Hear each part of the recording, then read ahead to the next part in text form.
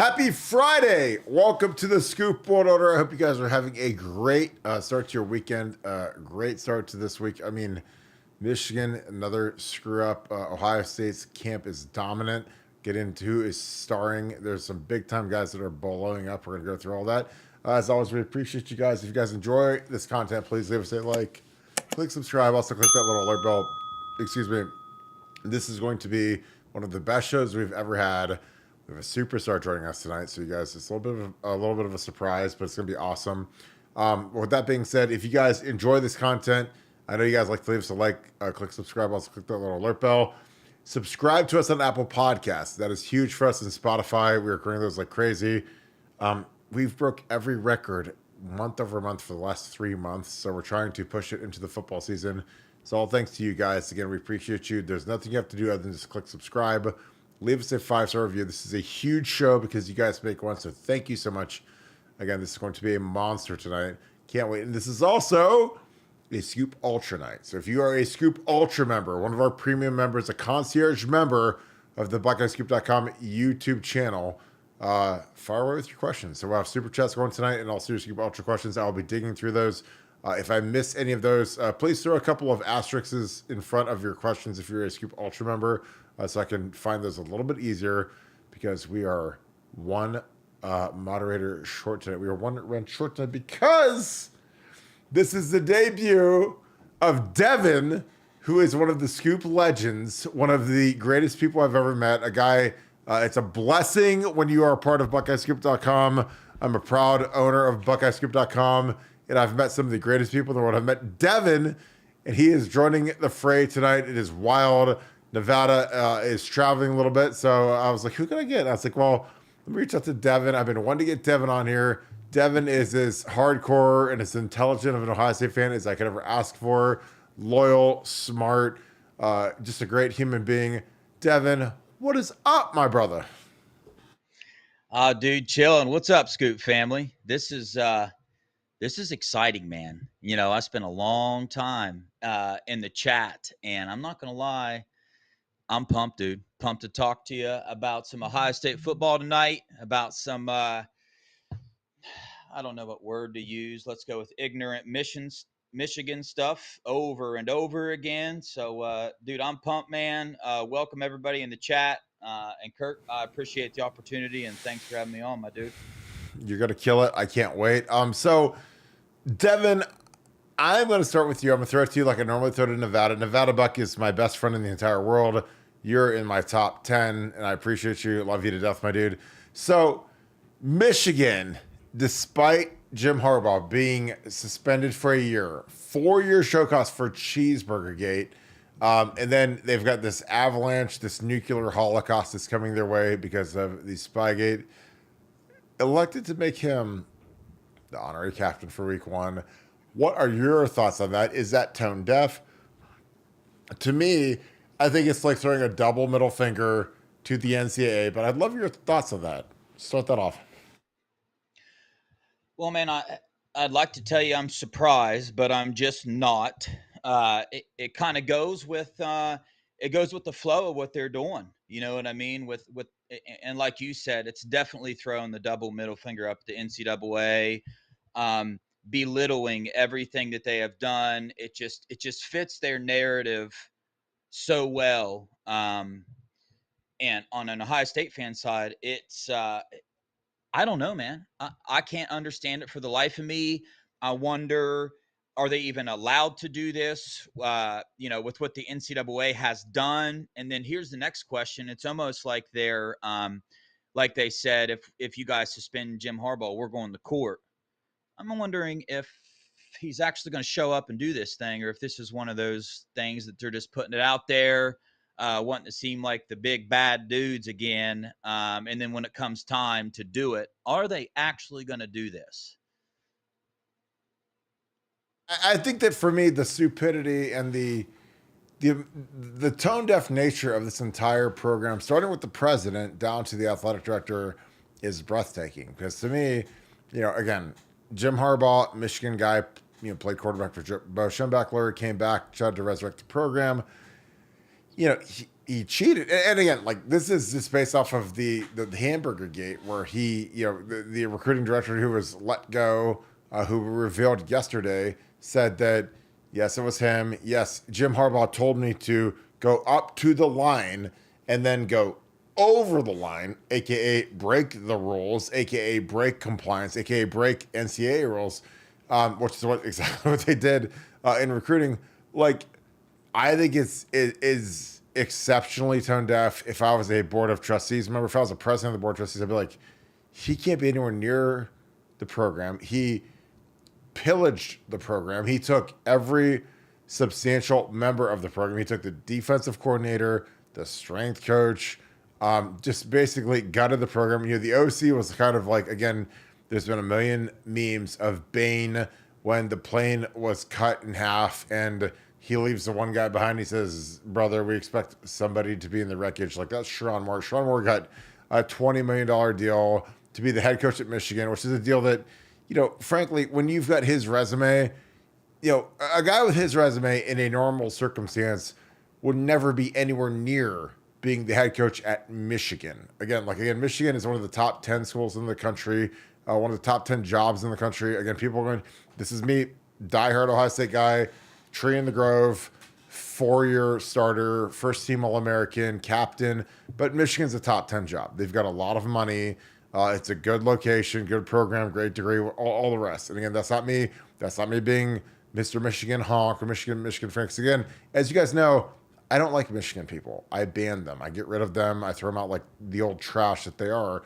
But you have to understand that it's a good degree. And it's a good job. It's a top 10 job. It's like Texas. It's like Bama. It's like Georgia, USC. There's certain programs that are kind of a cut above that are that S tier or top level program. Michigan's that. Sharon Moore, if you look at his resume, would never be up for this job in a billion years unless he was the patsy that was going to absorb the deal. And again, if I'm him, he gets $20 million, but he already has a violation. He's going to be a secondary offender, and again, in his contract, he can be fired for cause for what he did. So there's potential that he might not see most of that money if they fire him after this year, which could very easily happen. Because again, the NCAA is very dangerous. They're very punitive. If you want to insult them, insult their intelligence, if you want to flick them off with the double bird, again, I've been in the court system, and a lot of people have been. The best thing you can do is like plead for mercy, be innocent. You don't want to walk into a court when a judge has your life in his hands and scream, berate him and double bird him and harass him.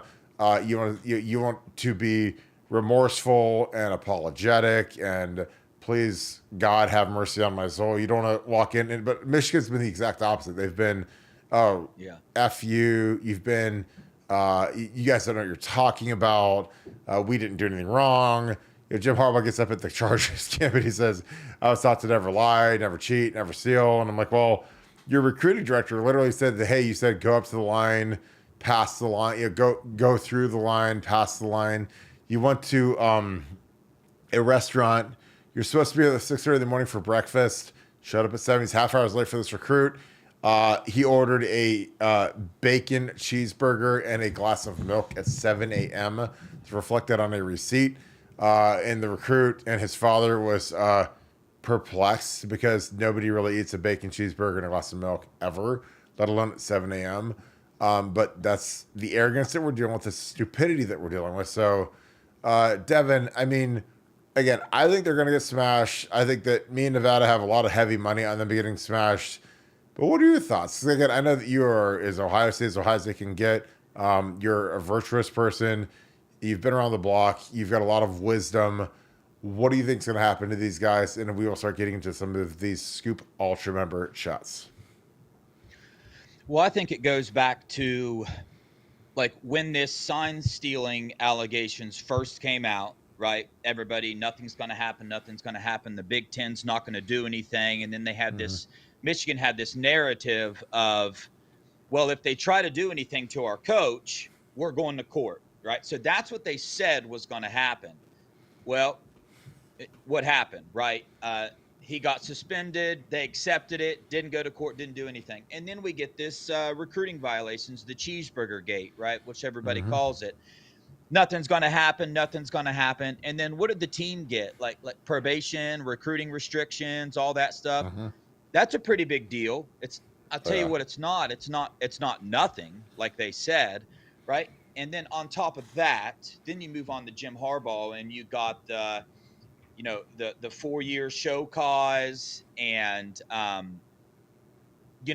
1 year suspension if he ever decides to come back. So in all of this stuff that's going on, Michigan just keep fighting and fighting and fighting, and then they pull a move like this, right? And I am just under the impression that I have faith in the NCAA, right? Like, again, things are very obvious to me, because you go and read the letter from Tony Petitti from the Big Ten. I mean, he clearly states that there is like proof that this happened. And then you go and you read that the draft for the notice of allegations, all that stuff that's coming out, and I believe that wins will be vacated. I believe that the NCAA is not going to recognize the Big Ten titles or the national championship, which in turn that stuff will get stripped. That's what I believe. There's going to be show causes. There's already show causes coming out for the recruiting stuff. What do you think is going to happen with the sign stealing stuff? And this is just with the details that we know is the thing here. You know what I mean? Like, I never heard anybody talk about 58 text messages and being deleted and Sharon Moore and all that stuff. So who knows what's still out there, man. I think that they are going to get hammered. And Michigan is going to keep playing this game of, hey, let's invite Harbaugh here to be the honorary captain on the game opener. If they could even do that, I don't even know if they can.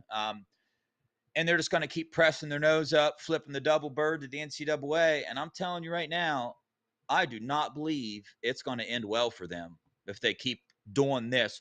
When are they just going to sit back, accept it, and start rebuilding their program and moving on? You know what I mean? Like, look what's happened to teams that do not cooperate, let alone cooperate. But like you said earlier, the best thing to do is to cooperate. Like, hey, man, we screwed up. We did it. Let's move on. Everybody does, dude. Everybody screws up. Everybody does. I don't care who you are. There ain't nobody perfect in this world. But you got to fess up to it. And you got to move on. And I don't see them doing it. I see them riding it all the way out till they get whipped. Yeah, I mean that's kind of where I'm at, because when you look at their pattern of behavior, when you see how the president is acting, saying bet, he's tweeting bet. I mean, you couldn't be a bigger douchebag in the world. The athletic director is like, oh, I'm trying to get Jim Harbaugh an extension. I mean, he said that at the championship ceremony, and I'm like, Jim Harbaugh has nothing to do with you. Jim Harbaugh hates you. Like, does nobody talk to you? Do you have no like people around you that are saying, hey, by the way, apologies. I mean, Jim Harbaugh's salary was cut in half by Ward Manuel 2 years ago. Cut in half. So it's like, most people in the universe, if you go from, making $80,000 to $40,000, like you're going to feel some type of way towards your folks. But Jim Harbaugh went from $8 million to $4 million, which again, he's not starving. He's not, he can still go get his bacon cheeseburger and a glass of milk with $4 million. But when you're going with options, now at the time Jim didn't have any options, because he'd been getting ran through by Urban and by Ryan Day, and then he took the year off and whatever. So, but once he got real options to take off, which was this first job with LA, he's out. He parlayed cheating into a lot of money. The same way that Lance Armstrong parlayed cheating and blood doping and taking steroids into a lot of Livestrong money, a lot of Nike money. A lot of these people, Elizabeth Holmes from Theranos was like, oh, I've got a thing that can draw blood in 30 seconds and you don't have to take a vial of blood anymore to get your labs done. It's all a fraud. It's all Bernie Madoff. That's what Jim Harbaugh is. He's the Bernie Madoff of college football. He's the guy, he's like, oh, I did all this and magically became way better, and a bunch of 3-star guys got way, way, way, way, way better. And again, I talked to a guy who was an All-American yesterday who played defense and played at Ohio State. Very, very, very intelligent guy and a big time intellect. And I said, if I just told you it was run or pass, what would that do? He's like, it's like 90% we're stopping it. And then all of a sudden when it's like run left, run right, 100% we're stopping it. So it's like, you're always going to have the team behind the chains. It's always going to be nasty. It's going to be a bad deal. So yeah, like again, I think it's silly. I think it's crazy. But people just grip onto that. And they think that, Jim Harbaugh, who is, he's not completely gone, but he is in a different dimension where he thinks that, well, if I say stuff, people will believe it. I'm like, well, you said that you didn't do anything wrong. You've never lied. You never cheated. You never whatever. But at the same token, like your staff is saying that, hey, you said go up to the line and then cross it. And then during COVID, when you're not allowed to have people on campus, you're hosting people, which is completely illegal. And you're having breakfast with them, which is also completely illegal. And you're ordering a bacon cheeseburger with a glass of milk, which again, when you're sitting with a recruit and saying all the virtues of Michigan and why you should come to Michigan, it's all completely illegal. So when, guess what? A lot of these kids that he was meeting with are very good players. So when all of a sudden wind gets out that hey, did this really happen? The players, their parents, they're going to be honest. They're going to be virtuous. And guess who's not going to get punished? The players and the parents, because they didn't know any better. They didn't know that was being dishonest. They didn't know that was a violation. So they're like, well, they invited us to campus and we were eating breakfast and we had waffles and toast and he had a bacon double cheeseburger and milk, which is bizarre. But again, they're not going to punish the kids because they didn't know any better, especially during COVID when all of the rules kind of went into the blender. So again, this is a Scoop Ultra chat. If you guys have a Scoop Ultra question and you're a Scoop Ultra member, toss that in here. I'll try to find these. Kimbo is in here. We have the best moderators in the world with Devin, Akeem, and Kim. Appreciate you guys. Again, this is a very high-level chat, so we appreciate you guys as always. Got a couple super chats. So, Devin, we'll start with the super chats. We'll dig into the ultras. Funny Girl, thank you for the 5. Appreciate you, my friend. No question on here, but if you have one, toss that in the chat. Here we go. Michael Jarrett, thank you for the 50. Thank you for being an ultra member as well. Is that Ryan Day's beard? I think Devin's trying to grow that in. He's got like some of that Just for Men black. He's got the same hair coloring agent that Ryan Day does. So they're both just as rich, and they got the same little hair coloring term, so they're good. So Burke, you being an ex-player, how would you look at your coach in the NFL coming to the NFL? Who's got it better than us? You need to make sure you're making fun of all that. With sanctions and all, when all's done coming out, no respect. It would be hard.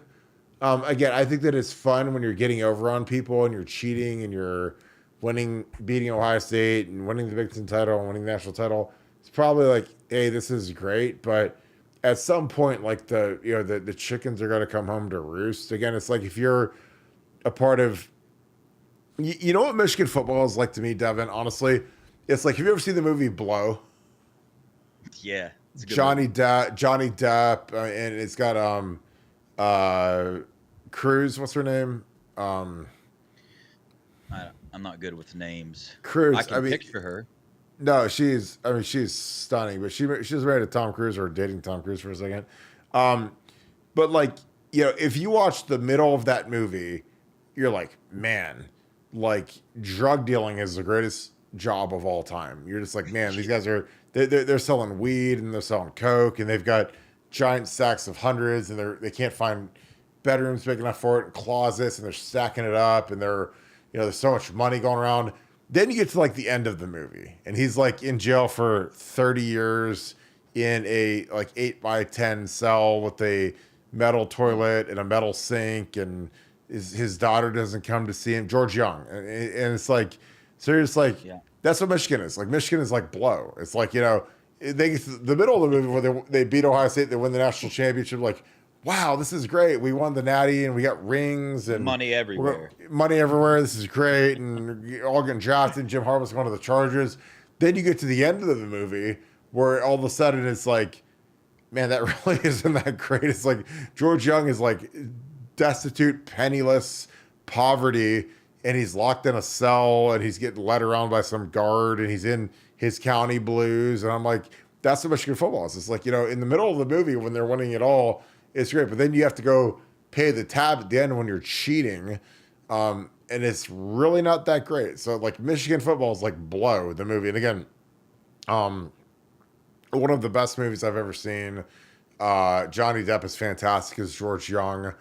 I gotta look up the Cruise Girl. But your thoughts of that, Dev? Man, as far as like from my perspective, I would like to think that this would bug several players and several people in the organization of the Chargers. Like that's what I would like to think. Like that there's some people in there that have those morals that are going to be like, dang man, is this dude really our coach right now? But I'm not quite sure anybody gives a dang, right?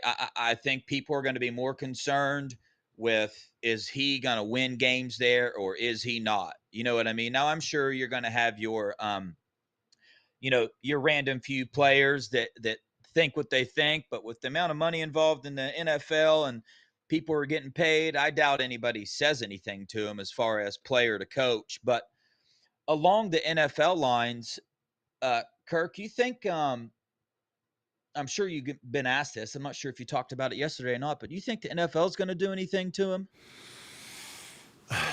I mean, if you put a gun to my head, say yeah. They're going to Yeah. suspend him in some sort of a manner. Because, again, like Roger Goodell suspends people for jaywalking. So if someone like Jim Harbaugh is cheating and it's relentless and it's something where he acts like he's completely ambivalent to it, I think that Roger Goodell's going to. I mean, again, he suspended Jim Tressel for like half a season. And trust, it was the tattoo gate and selling Yeah. gold pants and trinkets and whatever. So like he didn't affect the integrity of the game like Jim Harbaugh did. Again, you got to remember, like Jim Harbaugh and his staff triggered U.S. integrity. U.S. integrity is Oh, yeah. that's like that's like the CIA of gambling. Like those guys, they find if you put, you know, 800,000, you put $1 billion on France to win the gold medal versus Team USA tomorrow, you're gonna be like, why are they doing that? Oh, because they found out that half of Team USA was sick with COVID or there's whatever. It's like they're not going to skip. So when there's any sort of like random action that goes on any sort of bet, it triggers just integrity. So if again, there was an NBA player that had like some stupid same game parlay where it was like he would get less than 6 rebounds and his friend placed a wager where it was, hundreds of thousands of dollars that he would get less than 6 rebounds. And he goes into the game and he fakes a sprained ankle after 10 minutes. And the guy got a lifetime ban from the NBA. This guy from the Raptors. And it's like, and again, I might have botched exactly what the exact wager was, but that's what it is. So, with Michigan, when they've got all these crazy results coming in, and all of a sudden they're just like, wow, these guys are hitting on stuff that they shouldn't hit on. And again, with Matt Weiss, like the whole thing that got this whole snowball rolling downhill for Michigan was the fact that they found gambling activity on their servers. So they had an assistant who was the offensive coordinator at the time betting on games, which again, if you're dumb enough to be a coach or a player playing a pro sport or a college sport, you're going to get smoked. You're going to get pinched. It is what it is. A lot of these guys, they sign up under their name or one of their family members' names, and they start wagering, and it ends up being something. If something substantial, let's say, well, is this point shaving? Is this, like if I was playing at Ohio State and I bet $100,000 we were going to lose against, in a bowl game, and I gave up 5 sacks, or I gave up 2 sacks, or I gave up a key third down run stop, they'd be like, well, this doesn't smell right. This doesn't look right. And again, they're very virtuous on that. And when they find that, it's felony. I mean, you're going to the can. I mean, guys that point shave, man, that's a felony charge. So, and again, with the way that modern forensics are, and again, if there's some crazy bet that comes in on some game like that doesn't make any sense, then they're going to investigate it. So that was going on at Michigan with Matt Weiss and the gambling cookies and U.S. Integrity. U.S. Integrity, again, if they're in your life, that is not good because they are hired by the NHL, the NFL, NCAA, NBA, FIFA, the Olympics, every the Big Ten, the SEC, every major sports body that has some sort of a gambling angle, they are on top of that. So it is absolutely crazy. Another super chat. This is from a guy not quite as cute as he used to be. Ohio 7715. Thank you for the 20. Thank you for being an entrepreneur. Thank you for being a wrench. Thank you for being a fill-in host. Hey, Devin. I know you're nervous, very nervous, and you're itching and scratching, but at least your fan's off. But you look really good on camera. No diddy. I think that you're the most knowledgeable person on the screen regardless of the O-line. So can I get your thoughts of the O-line this year, Devin, OH? I.O. Well, I did play basketball growing up, so I should have a lot of knowledge on the O-line. So, you know, Kirk, I called you earlier in the week. We had this discussion about the O-line, and I think the O-line is going to be fine this year. But with you being who you are, the knowledge that you have, I'm going to ask you the same questions I asked you then. If you had to rank the positions on the O-line of importance, now I get that they have to be fluid. Everybody needs to work together. They have to be a unit, probably more than any other position on the team. But in regards to like left tackle, right tackle, all that, if you had to rank the importance of each position, how would you rank them? I'd say left tackle's 1. I'd say right tackle's 2.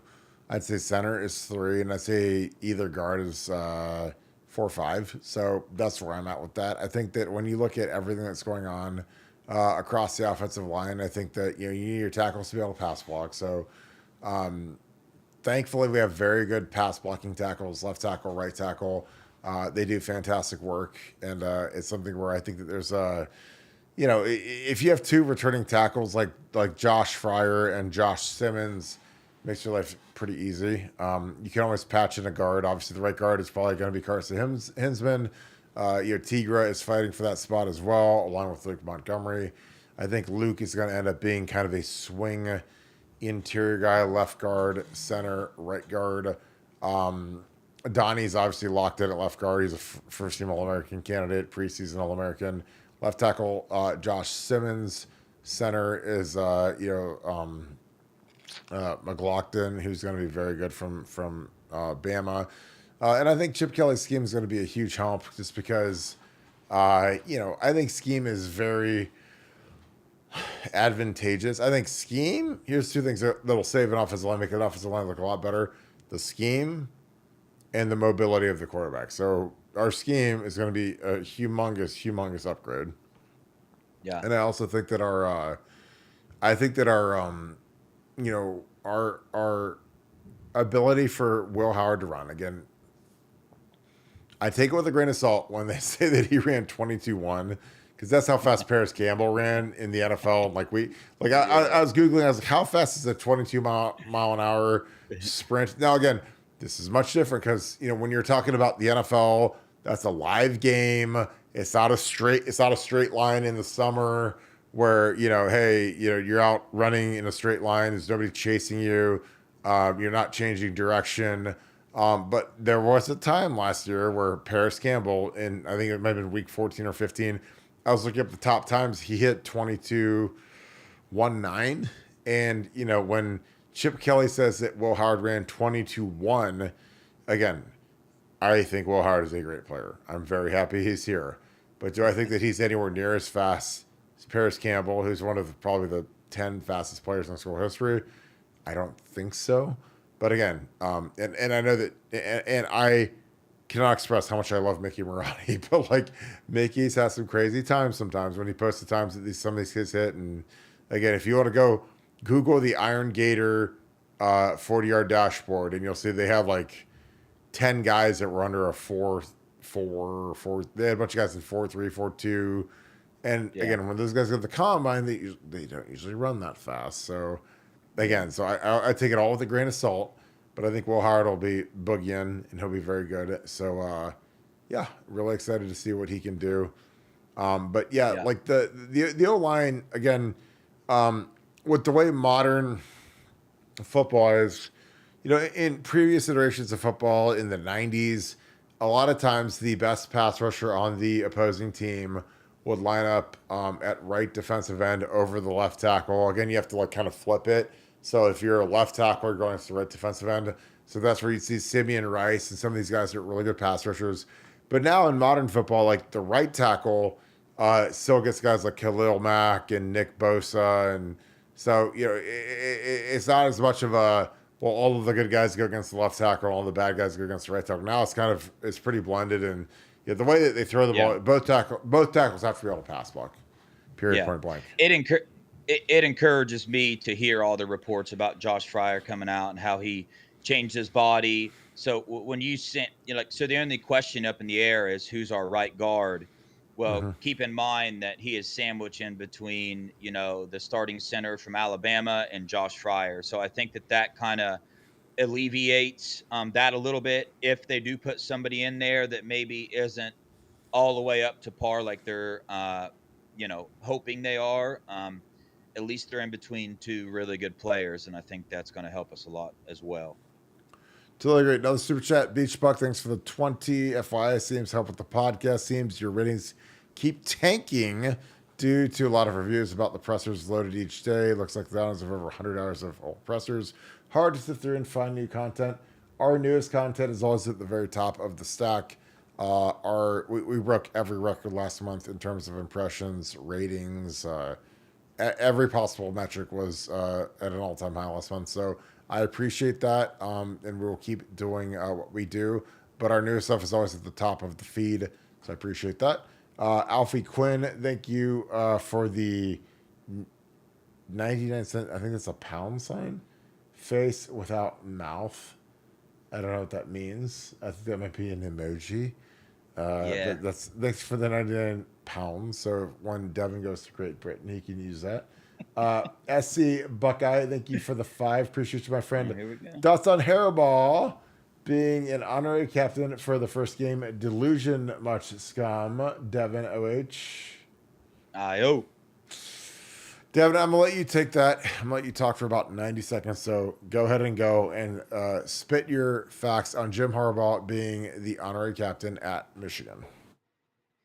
Gotcha. Well, I talked about it earlier, but one of the first thoughts I had, I didn't have time to dig into it and see what it is, but I thought I remembered in his show cause and his suspension that he's not allowed to attend any like team events or anything. So I don't know if that goes into that or anything, but regardless, I don't have any information on that, whether he's allowed to be there or not. But again, like I said earlier, the fact that Michigan is doing this just kind of goes along with what they have been doing this entire time. When it first came out, if you try to, um, suspend our coach, we're going to court. Bet. You know what I'm saying? Well, bet because he got suspended. You didn't do anything. You know what I mean? And then we move on to the next one, the recruiting violations for Cheeseburger Gate. It's just a cheeseburger. Well, how about 4 years show cause and then a year suspension if he ever decides to come back? It seems like a little bit more than that. So again, it just fits in with the way they've handled this entire situation. It's the double bird, maybe the old triple bird to the NCAA. I've never seen the triple, but we have now because they're doing it to the NCAA, and I think it's going to bite them right in the rear end. Totally agree. Couldn't have said better myself. CW, I'm going to knock this one out. We'll go into the Ultras. CW, thanks for the 10.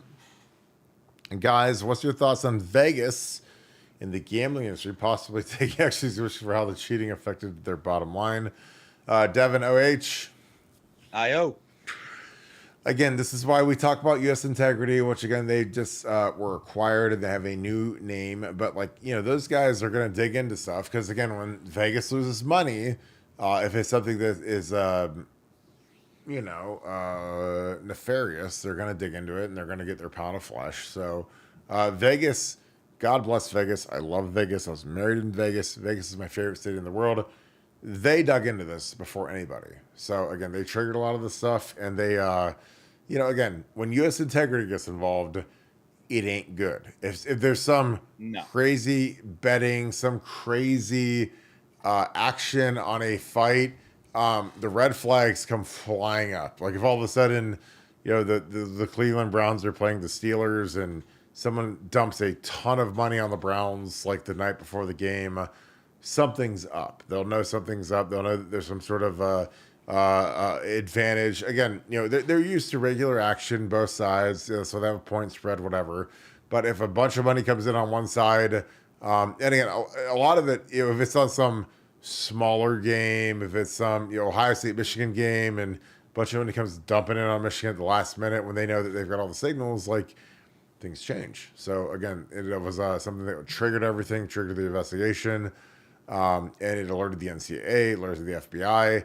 Because again, they're always on the lookout for point shaving. They're always on the lookout for nefarious activity from the coaches, the players, and they've got both in this case. Because again, the players knew about what's going on at Michigan, as did the coaches. So, Devin, your thoughts on that? Again, I'll give that to you one more time. CW, thanks for the 10. Guys, what's your thoughts on Vegas and the gambling industry possibly taking action against Michigan and how the cheating affected their bottom line?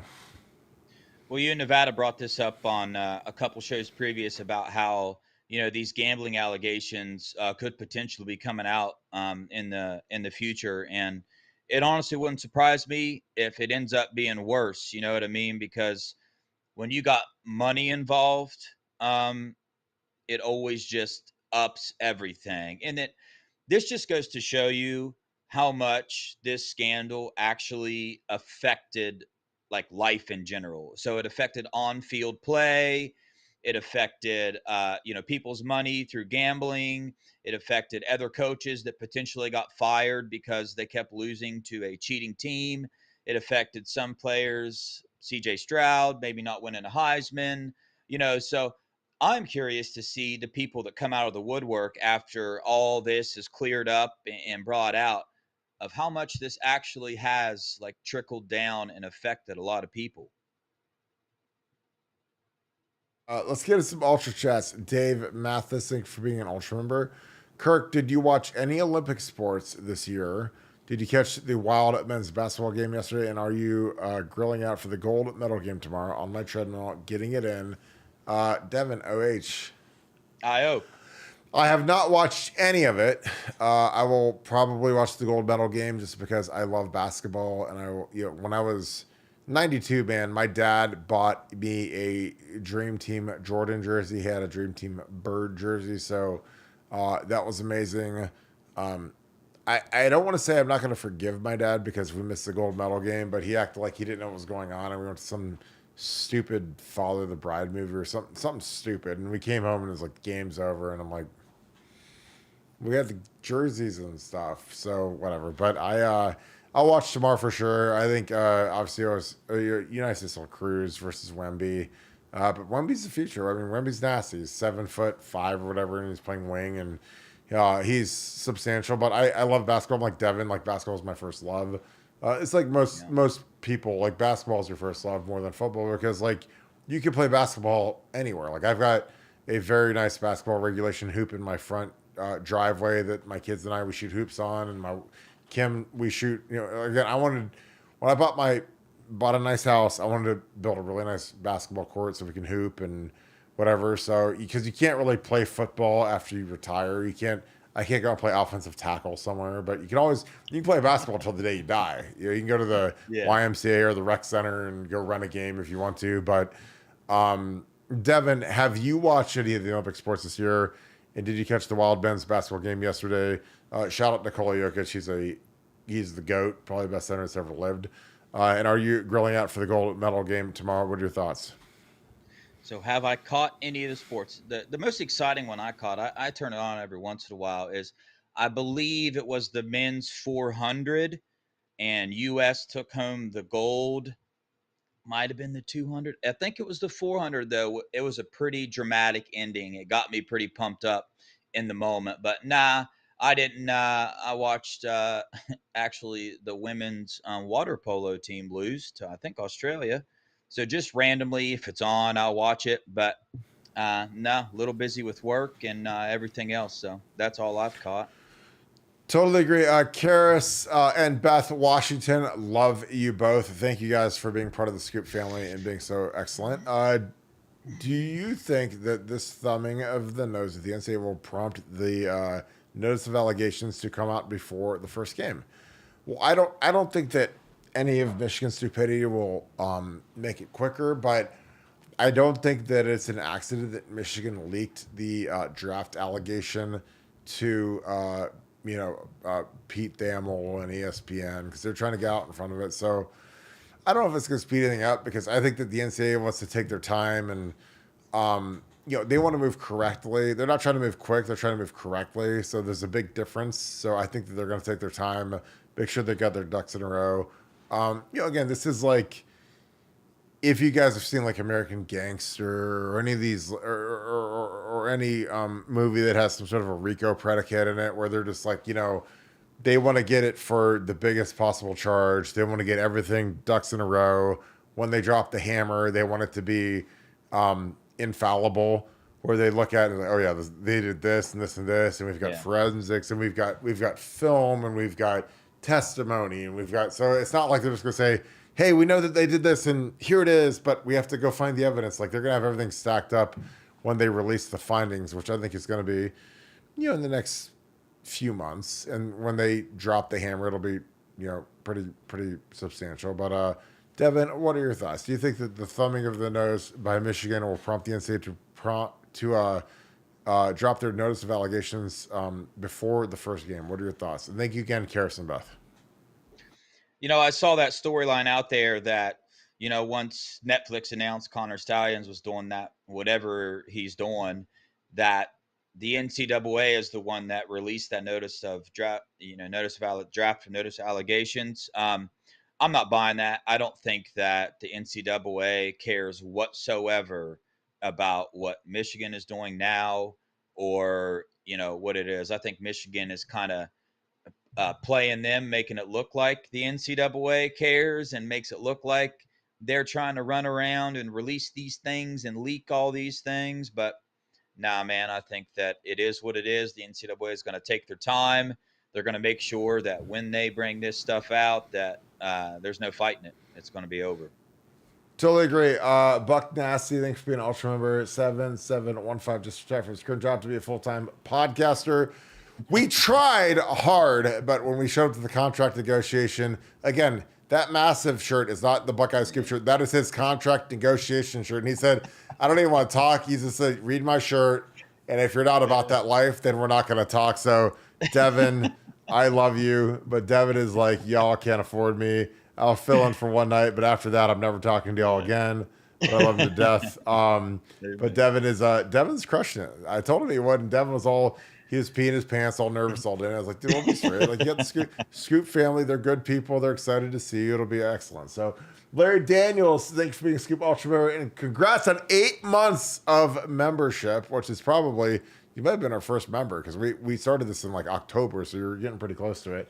Is there maybe a reason why Harbaugh can't stay long in any one location? Well, there are some people that are not very cordial, great people. They're excellent at what they do, but they rub people the wrong way. They're there for a good time, not a long time.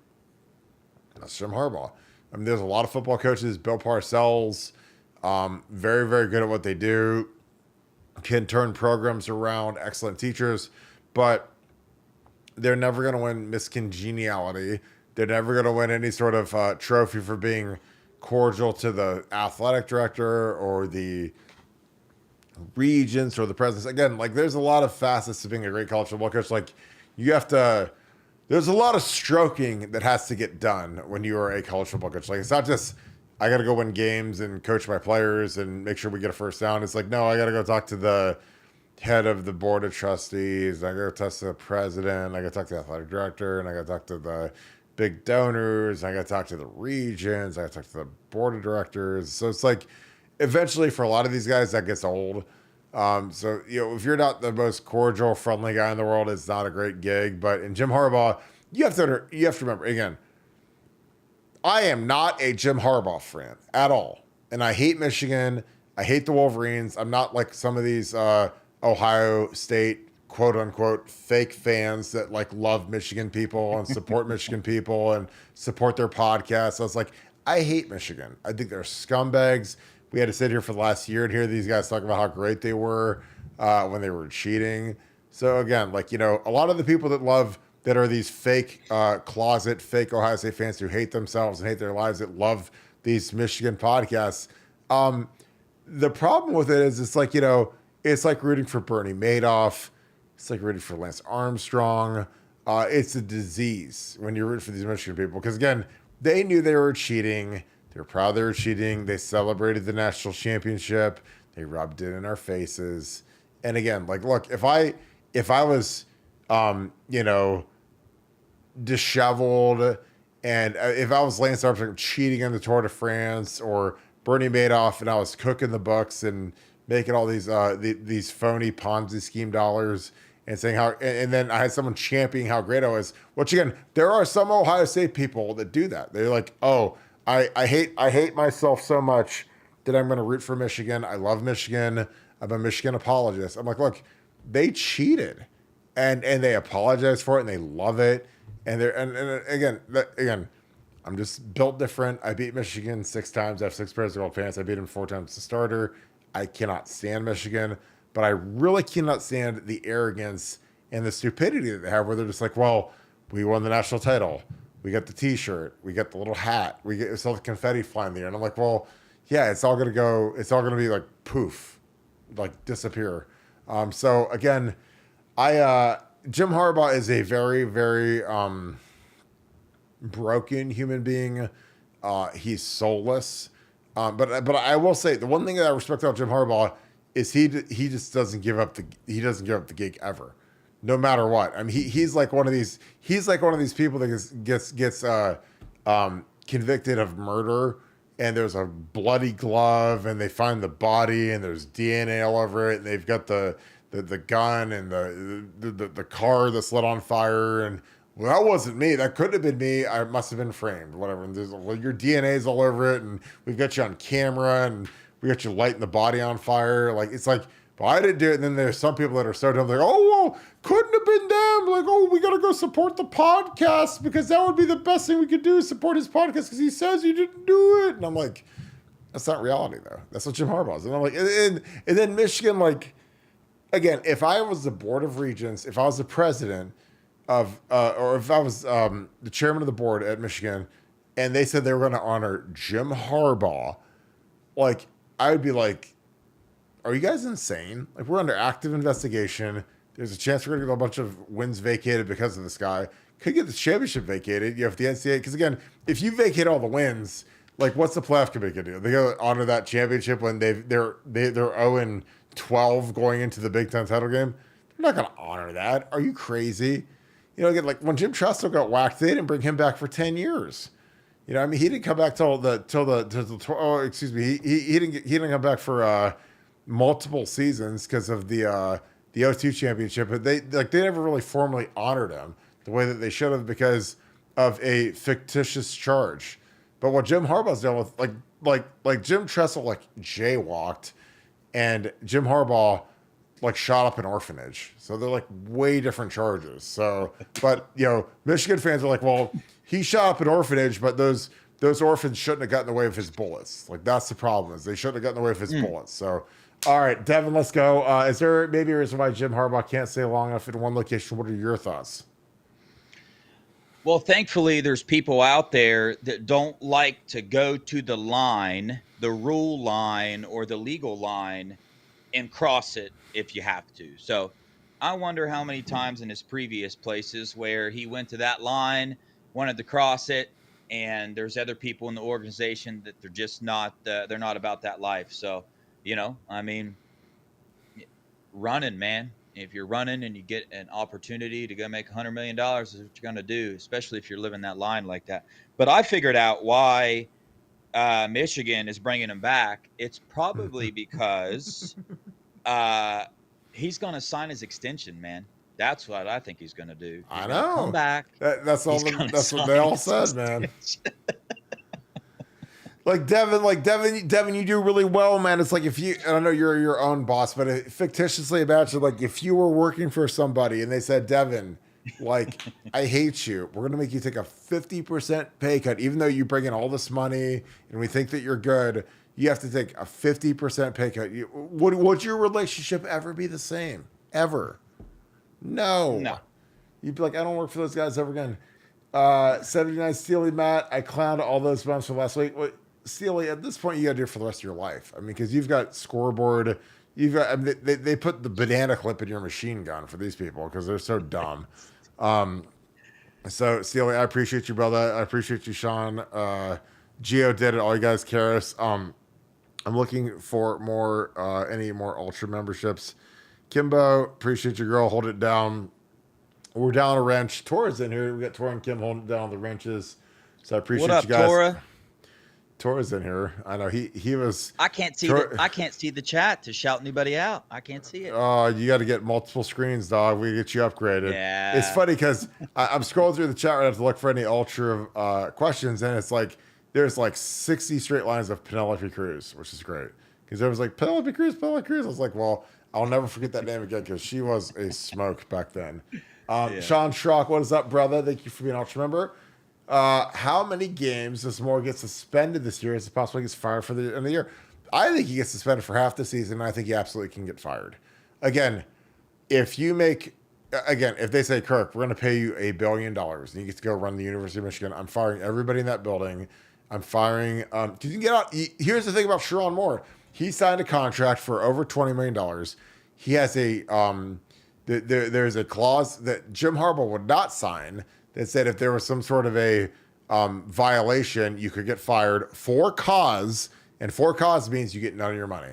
So they could move on from Sherrone next year, go get a real coach.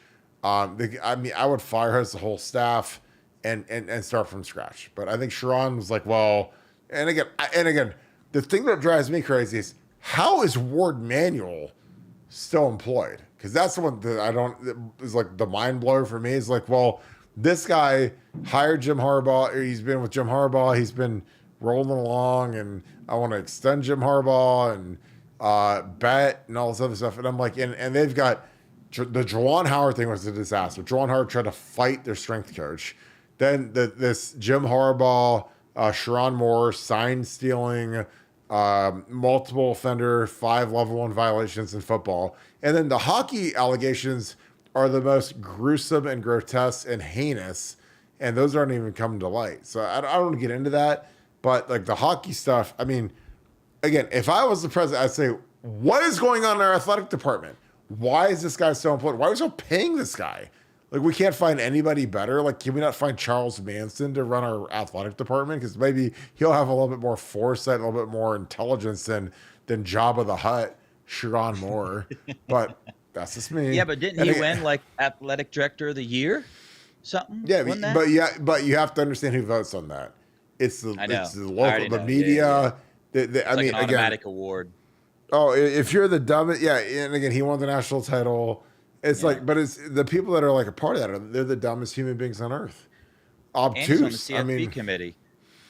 Oh my God, it's just impossible. I'm like, how is he on the committee? It's like, are you guys not paying attention to what's going on with this guy? He might not be a part of the squad. Devin, your thoughts? How many games does Sherrone Moore get suspended this year, and is it possible he gets fired before the end of the year? Well, I mean, my opinion is I think he is going to get fired, but obviously we got to sit back and let all these facts come out. I just think way more is going to come out than what we know, especially about Moore there with his deleted text messages. So I think he gets fired. All right, Sean Schrock, another Ultra Chat. Again, if you guys are not Scoop Ultra members, you should sign up for it because we do Ultra Chats. We're probably going to do about one every week or two. But when you're a Scoop Ultra member, you basically get to Super Chat for free 1 day a week. So we're going to do it tonight. Sean Schrock, again, appreciate you being an Ultra member. Kirk, who was the biggest trash talker you played against? Biggest trash talker you played with? Any games come to mind? Wisconsin in '07, they were incredibly talkative. They were complete punks because of Brett Bielema. Brett Bielema. A lot of these coaches reflect their coach, or a lot of these players reflect their coaches. Brett Bielema is a total douchebag. He's a hoe. He loves to talk a lot. And again, he thinks he's fancy, but his players, they took on the personality of him. Because when we played Barry Alvarez's team in '04, they weren't anywhere near as talkative. We played those guys in '07, very talkative, and we smashed them in the horseshoe. Beanie ran for like 240, broke a couple long ones, but they would not shut up. And I thought they were total douchebags. I didn't think they were very good. And we ran through them like we should have. So in terms of biggest trash talker I played with, TJ Downing was my right guard. He loved to talk. Again, I don't think I said 5 words the entire game because I was not a trash talker.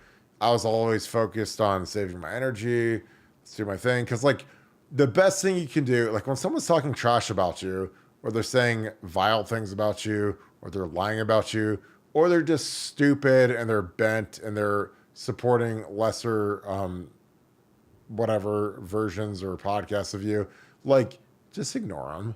Because that'll make them bend pretty quick because all of a sudden they're just like, wow, this guy's way bigger than that. He doesn't care. And it's kind of spooky when the people that you're trying to agitate aren't agitated. So it's that's what, when people try to talk to me, it's like they'd quit after one drive because I didn't respond and I didn't care. And the best way I could care is I go try to cut their ACL out and blow their knee out. Because again, if you cut a guy legally, that's legal. You put your helmet through their kneecap and try to blow their knee out and make their mom meet him at the hospital.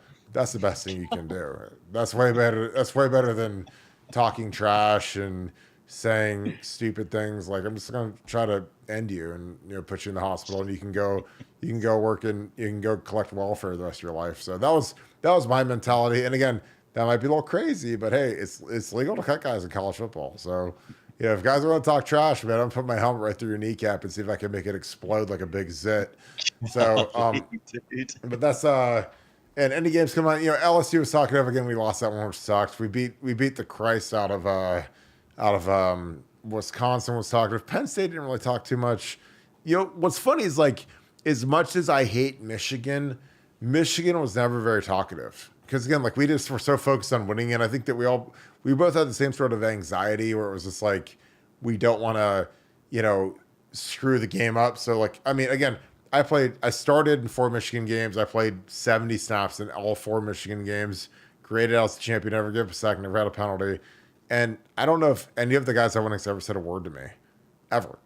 So again, people like, Ohio State, Michigan, and we hate each other. And you see these stupid clips where guys are yelling at each other in the locker room and you're on each other in the, and again, like pregame in '07, that the pregame in '07, the Ohio State, Michigan game, you can go look it up, was when, guys are bounced around at 50-yard line, yelling at each other. And I'm right in the middle of it. And, I was just like, this is so dumb. It's such a waste of time. Like Mike Hart, who's like a midget I think Mike Hart is in witness protection right now because no one knows where Mike Hart is right now. And he's a total, complete douchebag. And again, I hated Michigan with an intensity unknown to God. Because again, I don't subscribe to their podcast. I don't like Michigan people. I'm not that kind of a douchebag.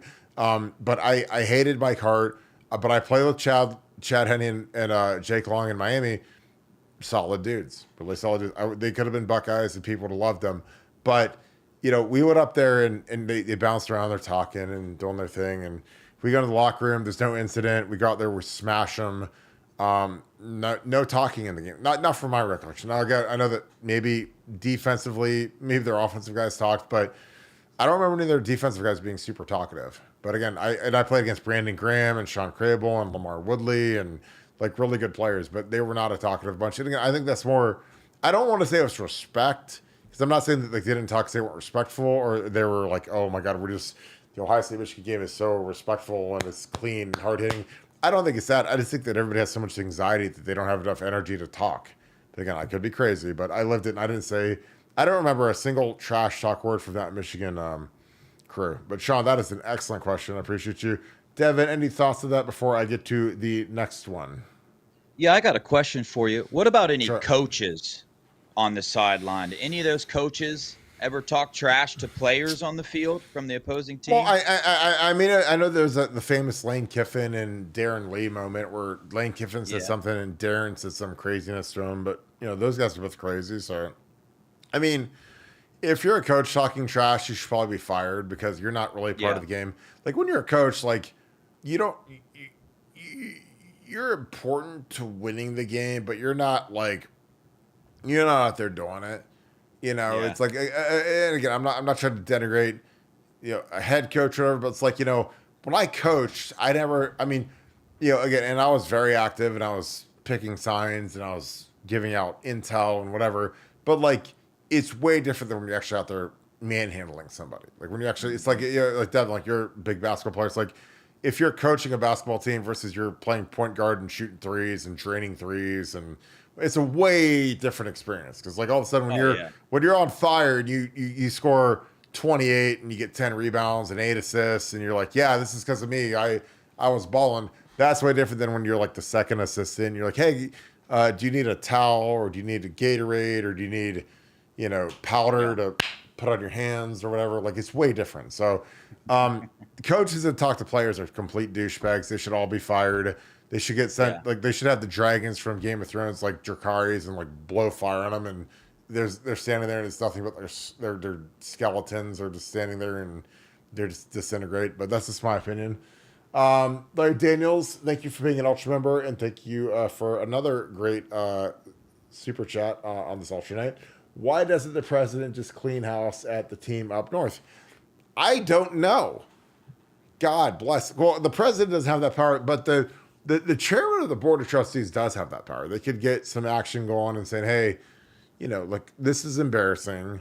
We're gonna suck this year, so we might as well like take it on the chin and try to pray to God to save this championship from 15. But I think it comes down to the board of trustees. I think that they're the guys that have the real motion. I don't think that the president can just make a suggestion, but the board of trustees, especially the chairman of the board. Again, we saw with Abigail Wexner, with Urban Meyer. They got Urban out of there quick. I mean, Urban was never the same after they kind of turned their back on him through the whole thing in 2019. And I think that that's something that should go on, or excuse me, 2018. That is something that should go on with Michigan because the Harbaugh stuff, the Sharon Moore stuff, the extension, I think it should be a fire hose and it should clean the whole thing out. Devin, what are your thoughts on that? I think because hope is very powerful, and I think that they are holding on to this little tiny bit of hope that this isn't true, nothing's going to happen, the Natty's legit, Harbaugh was awesome, all this stuff. So, I mean, that's the only answer I could come up with that makes any sense at this point in time. Totally agree. I'm scrolling through here to see if there's any more of these yells. Andy Joe, what is up, my girl? You are killing it at on Wednesday night at Fenders. I appreciate you guys. Gotta get some people to come out the 24th. She'll be at Buckeye Lake. Andy Joe and her family are huge Buckeye Scoop fans and supporters. So get out there and see our girl. She was killing it. She sings some amazing cover songs too. So if you guys have requests, she is an absolute beast. Let me see what else. All right, Pooh Beard, my dog. Thank you for the thank you for being an Ultra member as well. Kirk, if you are the O-line coach of a team where your QB is a lefty, do you put your best tackle on the right, or is it changing technique and something you don't mess with? I would put him on the right. Absolutely. Blindside. I would switch it. I know that sounds crazy, but if Michael Vick was my quarterback or Steve Young or one of these sensational lefties, I'd switch it all. I would really try to get my best tackle to play right. Now, again, something that is interesting about that is, I always craved playing right tackle because I'm right-handed. So it was very natural for me to get into a right-handed stance comfortable. My kick slide, again, a lot of you guys that are right-handed or left-handed, your dominant hand also matches your dominant foot. So you can move a lot easier with your dominant foot. So I think that, Jake Long was a lefty. So when he played left tackle, it was super easy for him. First overall pick for the Dolphins, played at Michigan. Talked to him about it at length. You can switch it, but I love playing right. There was a talk about me going to left in '06 when Booney came in. Booney was there in '05, but then in '06 there was a talk, do I play left or right? And Alex, I actually wanted him to play left because I was so comfortable at right, and I enjoyed playing right tackle, and I had a good right guard with TJ, good chemistry, and I was like, well, let's not mess this up. So, we didn't, and Booney did a really good job at left tackle in '06, '07, '08, so it all worked out good. Got another super chat. Here we go. SC Buckeye, thanks for the 5. Thoughts on Hairball being... Oop, we already got this one. I apologize. Sorry, I'm trying to track through the super chats along. I was going to go in again on Harbaugh, I guess. Go ahead. Going. Your thoughts on Harbaugh. Go on. I appreciate it. I'm trying to make sure I don't miss any of this. When you're thumbing through this thing, there's a lot of super chats, there's a lot of ultras. So I'm trying to make sure I don't miss anything. So it's It's pretty good. I definitely want to get your thoughts on something whenever you're done. Devin, give me that right now while I'm looking. Go ahead. What's your question? Gotcha. So you see all these practice reports coming out about the D line, Yep. Jack Sawyer, Tyleek, Hamilton, and they're all good things. But my question to you is, we're not hearing anything about JT. We're not hearing anything bad, but there's not like these awesome reports coming out. And my question to you is, which JT you think we're going to see this year? The high 5-star recruit, Penn State JT, or what's your thoughts on why there might not be all this hype coming out of a camp on him? Well, I think JT, he's getting Josh Fryer a lot, and Jack is flipping around. I think Jack's a better pass rusher than JT is. I think he's more fluid, he's more shifty, but JT's a different animal. JT's the guy who play 15 years in the NFL just because of his build, his explosiveness. JT's a gangster. JT's a tough dude. Again, I think that a lot of the pass rush stuff is based upon the scheme. And again, I know that people are like, oh, Kirk, you're dumb, and these guys are slow, and they can't get off blocks, and they can't do whatever. But I think that in Jim Knowles' scheme, and Jim Knowles, again, you have to remember, they were second in the nation in total defense. So that is as good as you could ever dream of when you're at Ohio State. If you're a top 2 defense, then why would you ever change it? But to me, things have changed in football. And again, I played football when the dinosaurs roamed the earth and there were brachiosauruses trying to kill me on the way to practice. So it was a long time ago in 2007. So now, in the age of the mobile quarterback, a lot of the pass rush responsibility is based on cage rushing. A cage is like a cage like you put your dog in or you put your whatever in. And with that cage, it keeps the mobile quarterback in the pocket. So our ends and our tackles are taught to cage rush, which again, that doesn't give them as much freedom, as much artistic freedom to spin and speed rush and run past the heels of the quarterback and do all this craziness. It's a lot less exotic, but it's very potent. So, you don't want to run way up the field and give this humongous lane to a mobile quarterback. And then all of a sudden you're just like, man, I took my shot to try to go get a sack, but I gave this humongous lane up to the right side between the right guard and the right tackle because I ran upfield, the tackle's at the line of scrimmage, and there's this 10-foot lane where the quarterback could run and scramble for 20 yards. So again, that is not advantageous to playing team defense. So I hate where Jack and JT are placed because people don't realize how good those guys are. I think that they're both good pass rushers. I think that, JT is the guy that's probably going to grow into being a bigger, huskier, edge 5 technique, Steeler, Cam Hayward type guy. I think Jack is going to be, he's not going to be Joey or Nick Bosa, but he's going to be a very substantial defensive end, like a Zach Harrison type D end, probably second, third round pick. But, I think that, being obsessed, even with the Chase Young numbers, like even when Chase played, it was a little bit different.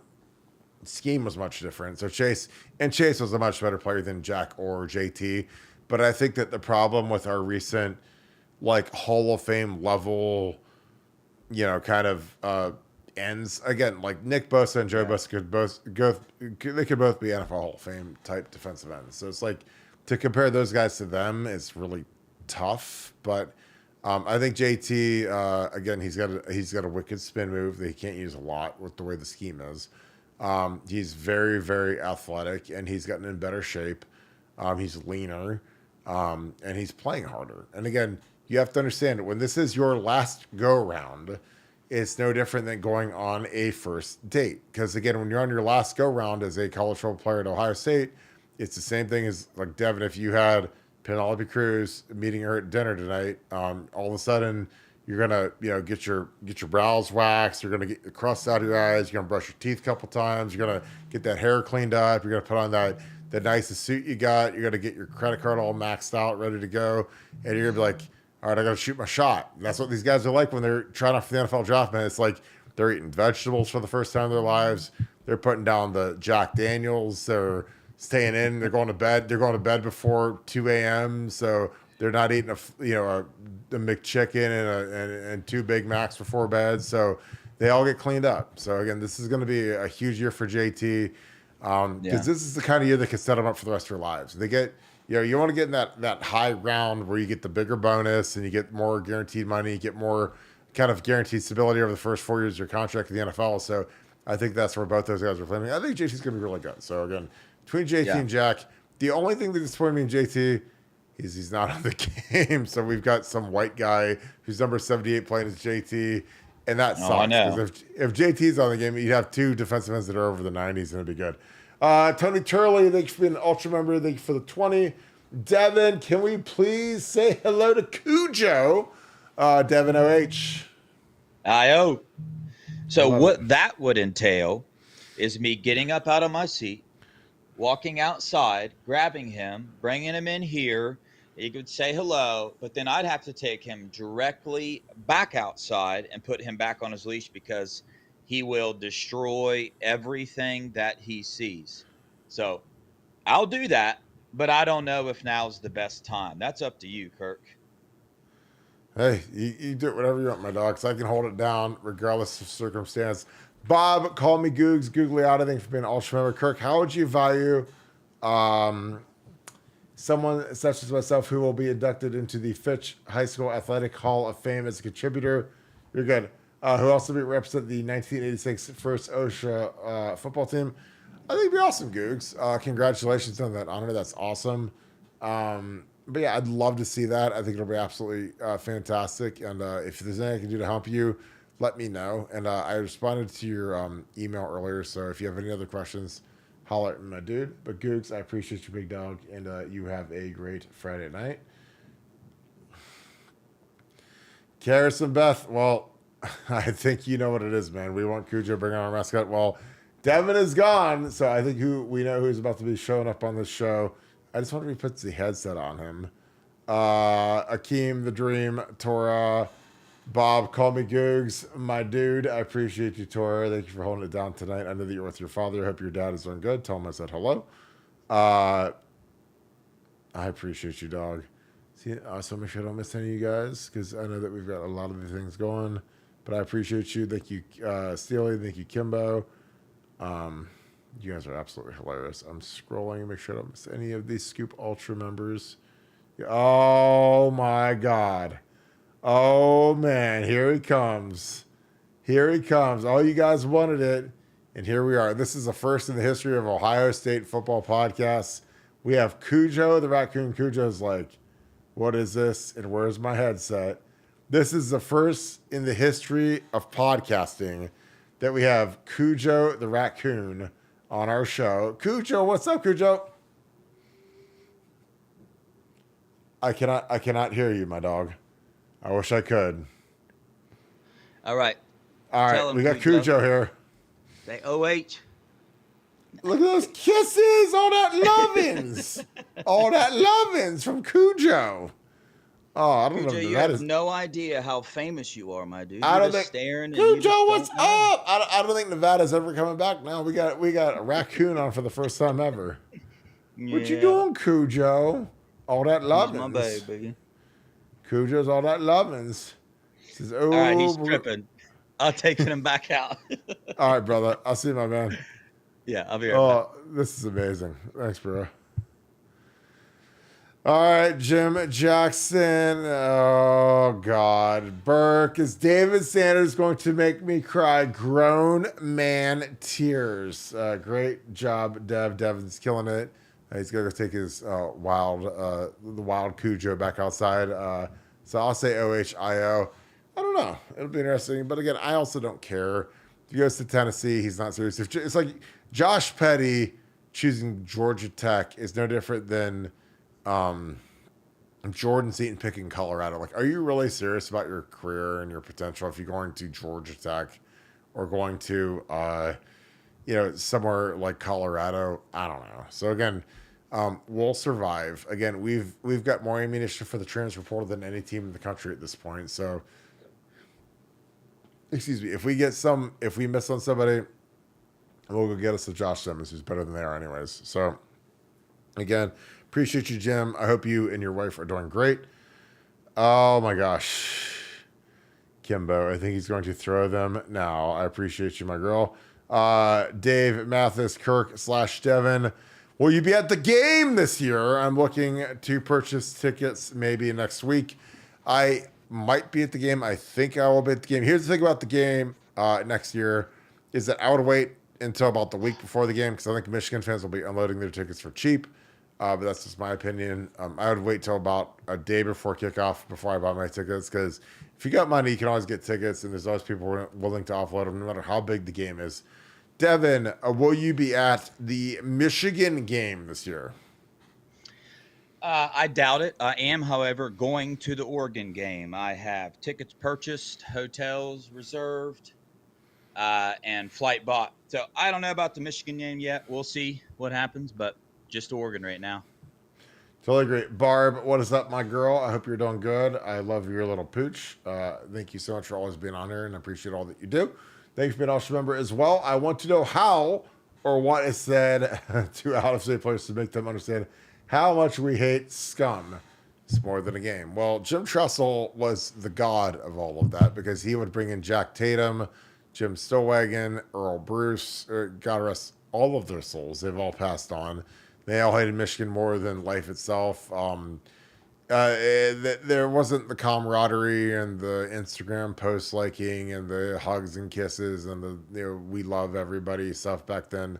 It was straight. It wasn't sweet. And again, that's kind of why a lot of those old guys like John Hicks, who was one of the greatest, probably the second or third greatest lineman in Ohio State history behind Orlando Pace and Jim Parker. That's why they liked me because I was not sweet with the Michigan guys. I didn't like them. I didn't want to be around them. I don't want to sniff them. I wasn't their buddies. I didn't shake their hands after the games. Like it was like that. I wasn't. Some people like to go up and give big hugs and kisses and make love to these Michigan fans. That's not my thing. I do not like them. I don't want to be around them. I don't support them. If they get hit by a nuclear strike, I'm good with it. I don't care. They're not my jurisdiction. My jurisdiction is Ohio State football fans. And again, I think they appreciate that I'm not sweet with Michigan people. I don't like them. I don't want to be around them. I don't respect them. And they don't respect us. Because again, you have to understand the last 3 years, I've seen more Michigan gear, hoodies, sweatshirts in Columbus, Ohio than I did the previous 20 years combined because we lost. So it's like cockroaches coming out from underneath the cracks and they're wearing the gear and they're obnoxious. They're total douchebags and I can't stand them. And again, they can't stand us either. So, again, you want to act like they're sweet with us. They hate us, but they might, if you're stupid, which there are some people that are Ohio State quote unquote fans that are stupid. And they're like, oh, well, they're very nice people and I love them and they're such good people. I'm not that. I'll never be that. People that are real about Ohio State, Michigan, they're not sweet with Michigan folks. But that's just my opinion. Barb, I appreciate you, my girl. Devin, I know you can't really relate to this because you don't really know what is said to these guys in terms of inside the building. But I know he's trying to get some people in there, but Urban and Trussell were much better at that than Ryan. And the hardest part with Ryan is he's much more national than the previous guys were. And again, a lot of it's because of the attrition that has gone on in Ohio high school football. Not as many good players. But what do you do? So what do you do if you're the head coach and you're trying to get out of state players to understand what the rivalry really means? I would surround them by in-state players that understand what the rivalry means. And that's something I did want to ask you because how much extra juice does that add while you're playing to be raised in Ohio, right? And know that rivalry. When you're out there on that field, like, does that give you a little extra umph when you're out there playing that team up north? Well, Like living here? when you're me, and now I grew up in Florida, born in Canton, Ohio, but I grew up in the '90s. And again, you have to remember there was some of my heroes were like Eddie George, Orlando Pace, Fickle, Vrabel, like those kinds of guys. And they all went up to they either were down here or they went up to Ann Arbor, and they got smashed.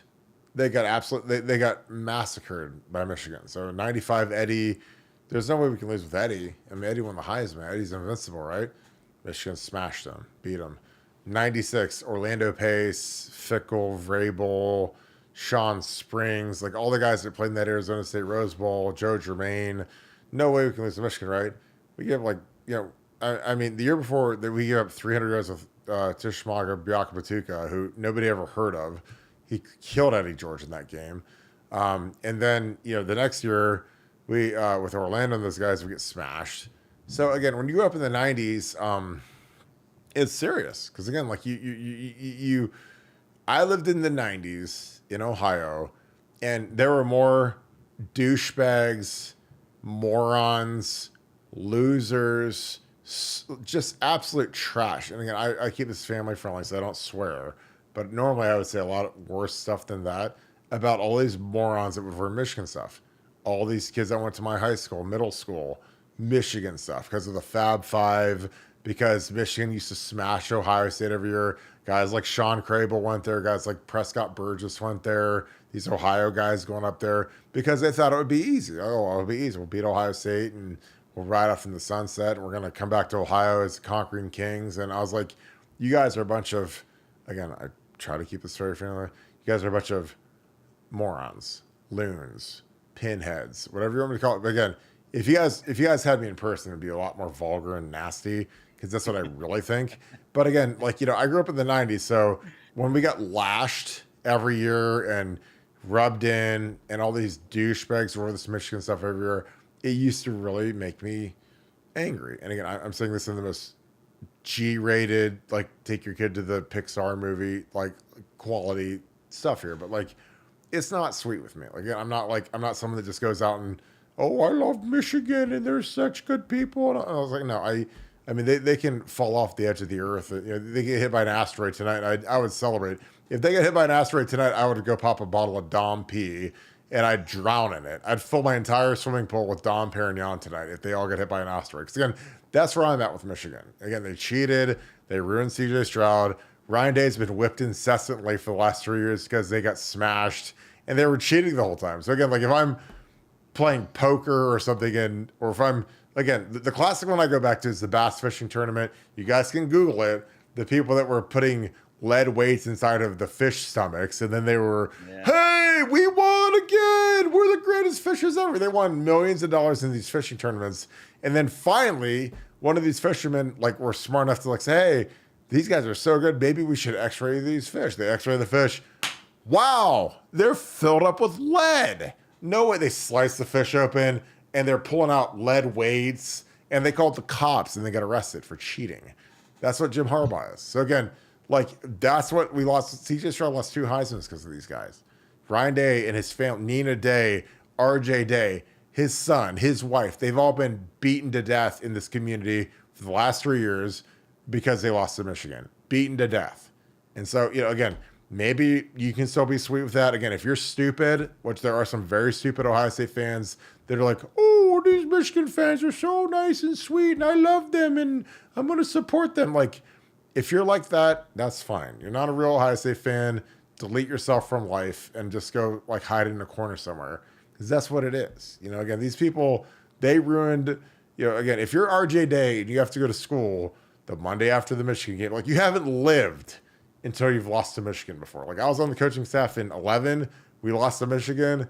That next Monday, man, you have not lived until you've been a part of the program and lost the Michigan game, because it is not fun. And again, this place, they will beat you like you're one of the Hebrews in the Ten Commandments movie. I mean, they will beat you like you're in front of the pyramids. So it's like, it ain't fun. It ain't sweet.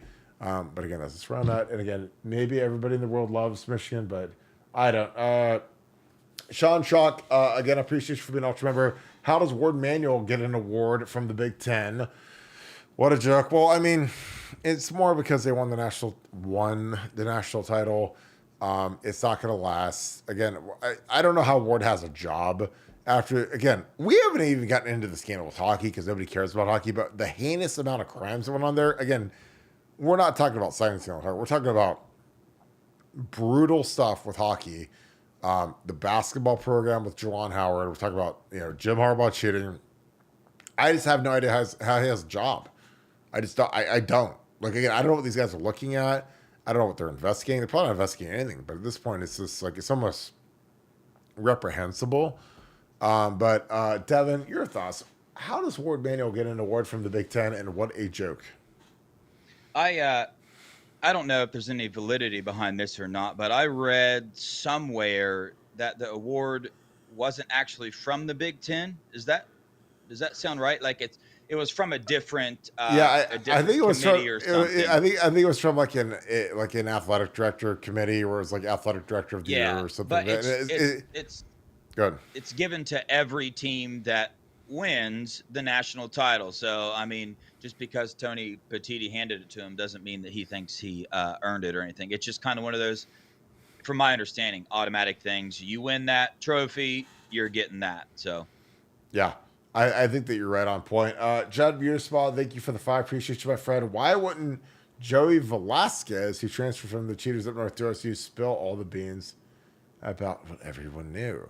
It's a great question. Again, we have a kid who was a baseball player at Michigan, walked on to the Michigan football team, didn't play much, and now he is on Ohio State's football team as a walk-on for year either 5 or 6. I'm not sure. I mean, I would, if I was that kid, I'd be singing like a canary to get in the good graces with Ryan Day, Jim Knowles, and the rest of the crew. But Joey's a smart kid. He knows what he's doing. I've met him multiple times. Went to Michigan, kind of flamed out there, came home for the final year of eligibility. But if I was him, I'd be talking. Devin, what would you do if you were this kid? Well, I want to say that dude won Dude of the Week once. Joey Velasquez, which was surprising. Did. But my thing is, who says he's not? Do we know he's not? You know what I mean? Is there any proof that he's not singing like a canary? But I totally would. What do you mean? Yeah, definitely. If I knew something at that level, and I go to the rival school, for sure, it's over. I'm wearing a wire back to my back in there to collect my stuff. Well, I'm just telling you, my thing is like, look, if you're gonna be, if you're gonna switch teams, it's like, why don't you just, do the best you can all the way. Team. Yeah. Robbie Wolverine, I appreciate you. Take care. You've been banned, douchebag. Because some of these Michigan people, they're just provocateurs. Dave Mathis, thanks for being an ultra member as well. Will schools playing the university takes up cheap shots is a way to go even? I don't think so. I don't think that does anything. That doesn't help anything. It just gets you suspended. Again, it's they're gonna get smashed this year, so it'll all be self-evident. But Devin, what are your thoughts? Would you take a cheap shot if you're playing against Michigan and you were affected by sign stealing? Nah, no, I don't think anybody's gonna risk anything like that level. Totally agree. I think it's going to be kind of water under the bridge. Pooh Beard 12, thank you for being an Ultra member. Thank you for being awesome on BuckeyeScoop.com. You're the man. What went south in the recruitment of David Sanders? Crystal Ball's rolling for Tennessee. Are we out of the running now? Well, I don't think we're out of it, but it ain't looking too hot if Crystal Ball's rolling for Tennessee. I know that he loves the SEC. I know that we did everything in the universe to try to get him, so we'll see what we can do. Again, like I'm not trying to be stupid, but like Josh Petty goes to Georgia Tech. Jordan Seaton goes to Colorado. Samson Okunloa goes to Miami. Like sometimes, like these kids make decisions. Like here's my thing: if I'm an offensive tackle, like again, if my kid will be a monster athlete because Kim's a monster and I'm a monster. As we put them together, we'll raise them to be monsters. Like if my kid goes to like Georgia or Bama, that's completely like okay, I get it. But if a kid goes to like if I send my kid to like Georgia Tech, that's like sending my kid to like Akron or Kent State or Miami of Ohio or Purdue over Ohio State. That is exceptionally questionable. And again, I don't know what the kid's trying to get to other than maybe he wants to play like his first day as a true freshman. But, if a kid's not about that life, it's fine. And again, people like to have heart attacks if we lose a kid. But to me, like, I've never cared. I've argued with some of the dumbest human beings in the entire world argued with me a couple years ago. They're all banned from Buckeye Scoop now because they were Antifa like level trolls. And they said, well, how are we ever going to field a team in 2025 with our tackles? And I was like, well, probably figured out. I mean, we've got $20 million in NIL money. So what happens?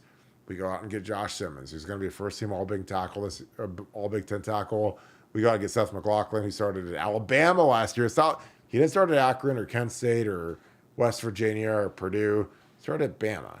So, our two guys that we get in the portal are both high-level guys, and I think Josh Simmons is going to be really good this year. I think he could be the best tackle in the Big Ten this year. And again, that's just maybe I'm crazy, but I watch a lot of his film, and he's got elite movement skills.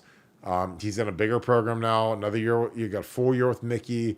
I think he's about to explode and dominate. So, but Devin, what are your thoughts? What went south in the recruitment of David Sanders? The Chris Paul's rolling for Tennessee.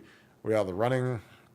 I don't really care. I know for a fact Nevada doesn't care because we've lived this. Yeah. We lost Seantrell Henderson and people ready to take a header off the cliff and dive off the Lane Avenue Bridge into the Olentangy. And how are we ever going to survive if we don't get this? Jackson Carmen, oh my God. How's cancel the program, cancel the season because some kid makes a terrible career decision. But what are your thoughts? Well, as far as the CBs that are rolling in, I mean, this family has been, so I follow recruiting pretty heavily. They've been pretty tight-knit with communicating anything. So if you ask me, are we out? No, because I think that a CB rolling in at this point in time is a complete educated guess, right? It's like me rolling a CB in now. I've never talked to him or anything like that. But, I guess David Sanders has been putting a lot of pictures out there on social media wearing Ohio State stuff, and he actually responded to Will Fong with that CB. He responded ooh-wee, and then he put the big old eye emoji on there. So I don't think we're out. You know what I mean? I personally don't like where we stand, but with recruiting, bro, you never know. But either way, Ohio State will figure it out, and we will be okay. Totally agree. Rohan Vongol, thanks for the deuce. Hope you're doing good, my friend. Corum couldn't beat our D line. Edwards has no shot. Totally agree. I think Blake Corum overrated. I think Donovan Edwards is much worse. He averages like 3.2 yards a carry, so we'll be straight there. Dennis Moore, thanks for being an Ultra member. Thanks for the Ultra chat. Will Tony Petiti have any additional say in the notice of allegations, and can he add any additional penalties perhaps before the season ends? I don't know. I think he will have some say, but I don't know if this is going to drop.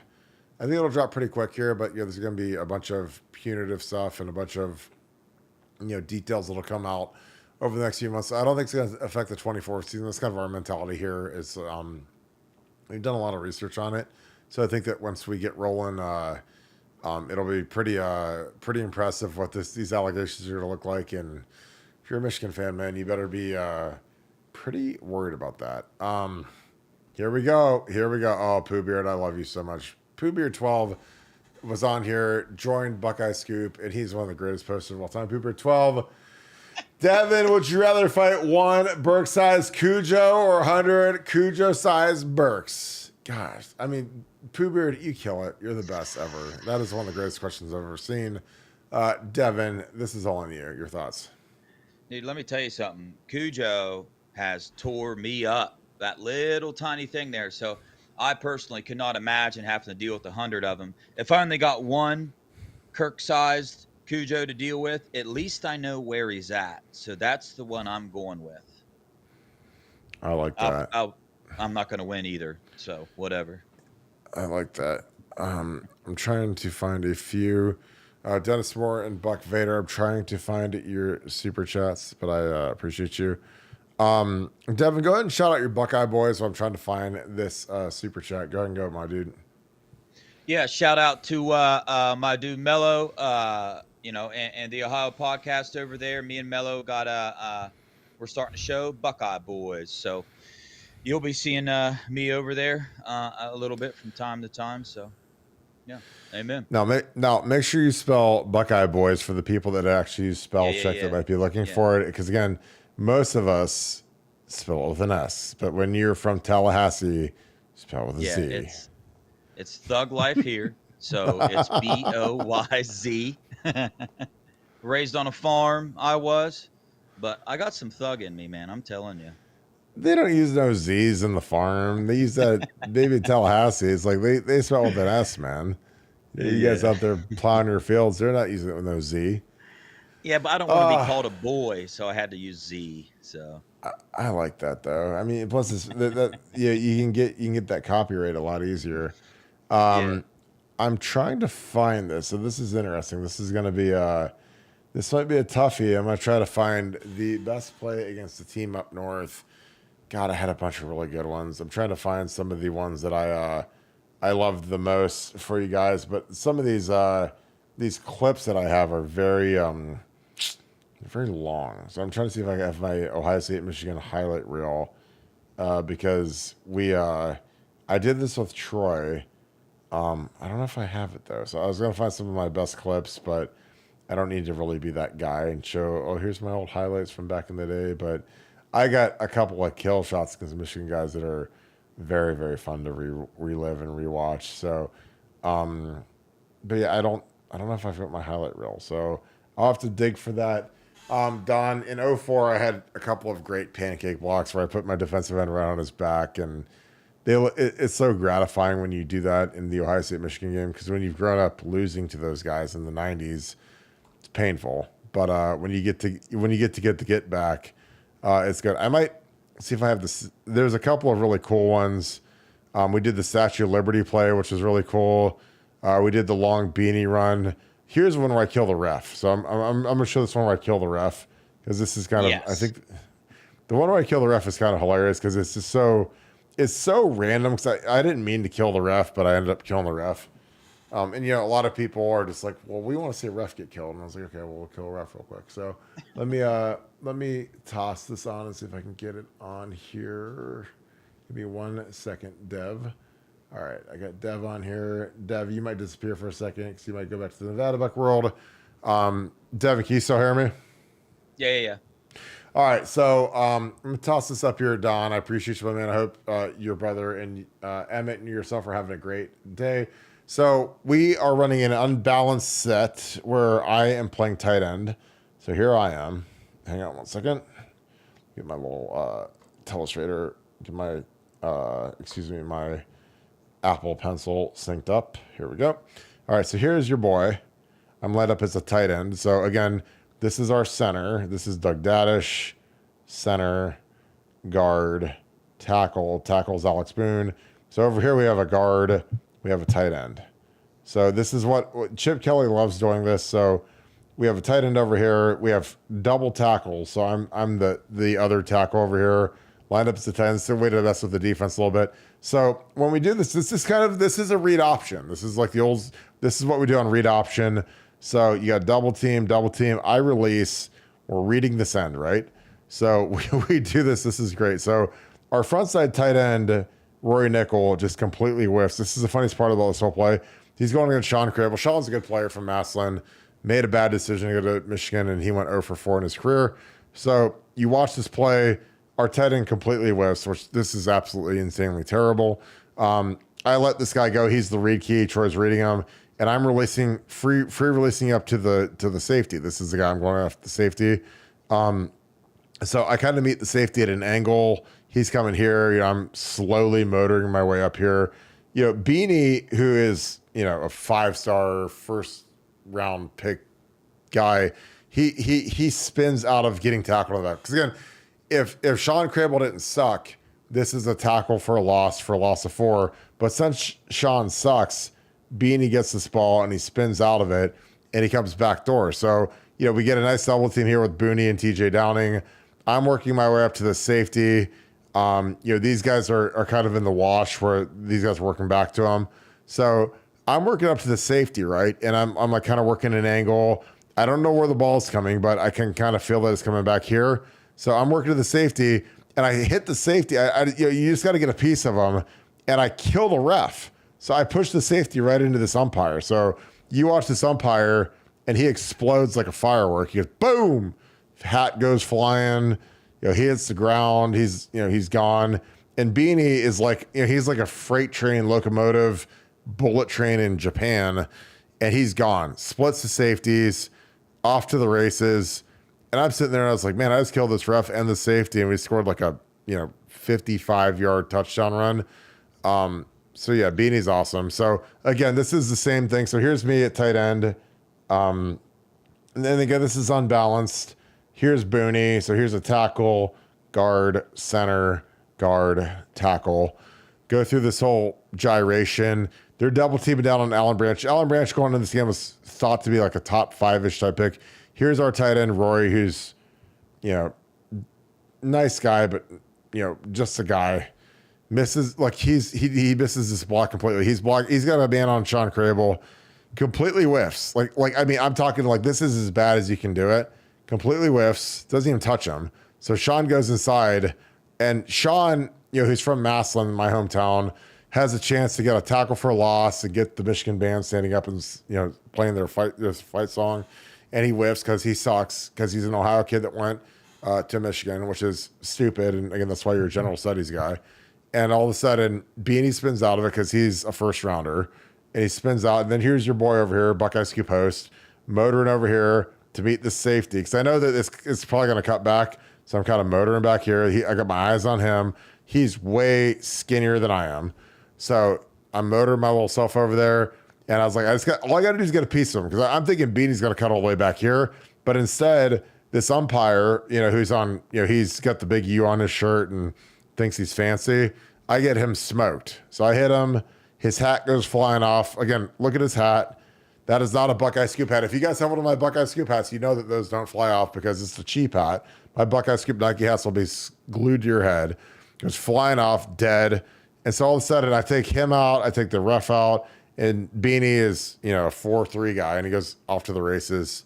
See ya. On this terrible grass field, the last grass stadium that we ever had at Ohio State for a football game. I know they put it in for the stupid soccer game, but Beanie's off to the races, splatters in the end zone, touchdown. So that was a good play. And we got to. I'm trying to see what else we have on here. So, Devin, any reaction to that? Oh, this is a great play. This is another one. I'll do this one. Devin, any reaction to that play before I get into the next one? Yeah, dude, you did your thing, bro. That safety had a pretty good line on old Beanie there. So that's crazy. Just a little tiny clip, and that dude went flying, bro. Lot of ranch dressing, a lot of McDouble, the 99-cent McDougal's back in the day. So I appreciate you, Don. You did a super chat there. Most of our players choose. So this is another great one. So going into the game, so you can look at the down and distance. This is well, this is wrong. It's not 1st and 10 here. You can see the sticks. This is like here's the first down marker. Here's second down. This is like 2nd and like 2. So here's the first down marker. You can see the little orange thing. So this is wrong. So this says it's 1st and 10. It's not 1st and 10. I remember this for a fact, and I'll bet anybody money on this. This is the first down marker. This is the line to gain. I think we got like 8 yards on first down. So this is like 2nd and 2. So again, we went into this game thinking we're going to run this crazy play only if we get the situation that fits it. So all of a sudden, I remember I was looking at TJ Downing. I was like, we're going to call this crazy, stupid play, aren't we? And he's like, I bet we are. So 2nd and 2, high red zone. We're in the 40 going in. And we do this explode huddle. So we all get huddled up real tight, and we all just kind of come to the line. So we get to the line of scrimmage where everyone splits up. So again, most of you guys are football aficionados and football Jesus, play Madden, play NCAA. Normally there's a receiver out here, 3-by-1, whatever. We have all 11 guys in the box. So we've got TJ, we've got me. So we have right guard, right tackle. This is Alex Boone, our left tackle. This is a tight end. This is Ted Ginn. And back here we have the left guard and another tight end. So we have 2 tight ends, tight end, tackle. This is, I think, Stan White, and this is Beanie Wells. So this is like 3rd and a yard. So again, you see the guy. This is our umpire. That's the line to gain. 2nd and like 1 or whatever. Hit the button, and this is a play. This is one of the greatest plays of all time because Jim Bowman, who people hated because people are stupid, and Jim Tressel, they devised this thing where we're going to put Ted Ginn as like an extended tight end. So this is the center right there, and then there's 1 guard, 2 tackle, 3 other tackle, which is like a tight end, 4 tight end, and then the 5th guy from the center is Ted Ginn. Now, he's in a 3-point stance, and I don't think Ted's ever been in a 3-point stance in his life, but the reason you do that is to hide him so you don't see his jersey number. So you hit play, and all of a sudden, like, we run this dive thing where, Beanie's going to jump over. Me and TJ, like, all that me and TJ had to do was get down and stay down and try to grind it out for 1 yard. We need 1 yard. We got to get 1 yard to convert it, grind it out, make it look like it's a 1 yard rugby play. We're just running at each other like 2 bulls. So we get down here, and again, I'm like right on the ground as soon as the play starts, down on the ground. Beanie's job is to get it, act like you're diving over the top for 1 yard. Beanie does that. So I'm on the ground, TJ's on the ground. We get no movement. It's like a root hog, whatever. Everything's all clustered up, whatever. They're stepping up. Safety takes a step forward. And then there's Ted, who is like Usain Bolt. You see like this little arc. Like, this isn't what normal folks like me that eat ranch dressing do. Ted's a hot sauce guy. I'm a ranch dressing guy. Big difference in the amount of speed in the calves. So Teddy hits his stride, and you see, again, watch this safety. So safety, step forward, watch. Oh, it's a dive run. Watch. He like double, look at his feet, like shuffle foot, steps up, takes 1 step forward, which is enough to get, crucified by Ted Ginn. Teddy is at top speed, barbecue chicken time, and we throw the deep ball to him into the crib. So little Ted's down here in the crib, and this all worked. It's the dumbest thing of all time. So like, you see how we line up, and again, you see how fast we get lined up, and we practice this, and where it's like, okay, we got to explode out of this little quick huddle, and we got to all get down. And you've got like Jake Ballard, you've got Rory Nickel, you've got Booney. Here's me, here's TJ. Like the whole thing with this one, we got all the huddles. Get down as fast as possible. Get down as fast as possible so they can't see the numbers. Because the number that you don't want them to see is 7. They can't find 7. They don't know where 7 is. Is 7 even in the game? He's over there drinking Gatorade, Daryl Hazel. So 7 gets down in his stance. And again, Teddy's never been, like, this is the worst 3-point stance in the history of the United States of America. But Teddy's down in that thing, man. And again, we're trying to hide these numbers. And these guys are like, what's going on? Again, this is the center. And here's a guard, a tackle, another tackle, a tight end, and then a Teddy. So you got 5 guys to the right. So this was like, we snap it. And again, this is a quick dive where this is me right here. I'm down on the ground, helmet as low as you can go. So it sells the run. He's out of his shoes, trying to stop this run. We need 1 yard to convert. So they're thinking, selling the house to get this 1 yard. And all of a sudden, like, they're like, oh God. So it looks like this is a great play action fake by Troy and Beanie. So Beanie was taught to like dive on us. He didn't do this during practice, but he literally dives and jumps on my back and jumps on TJ's back. So he's like, I get ran into by Beanie. Again, here's my ribs and his ribs. Here's Beanie's size 8.5 head, killing me. And here's Troy with this like immaculate fake. He's got the ball hidden down here.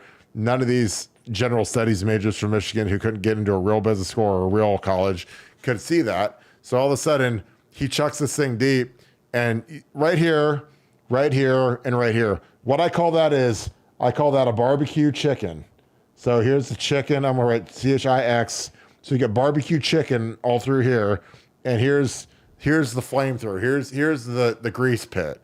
Here's the guy who's barbecuing them. Teddy, gone. It's over. So that was one of my favorite plays ever because, again, everybody used to wax, Coach Truss because he'd wear a sweater vest up to his, earlobes, and everyone said, oh, he's not creative and he's not fun. But I was like, Truss is pretty fun. Truss, he came up with that scheme. And I was like, that was pretty good. I don't know if I've seen anything that good in the last few years, but that's my thoughts. Do you have any thoughts on that, Dev? And before we get into our next super chat? Dude, that got me excited. Hopefully we see something like that this year, some huddle action. I like it.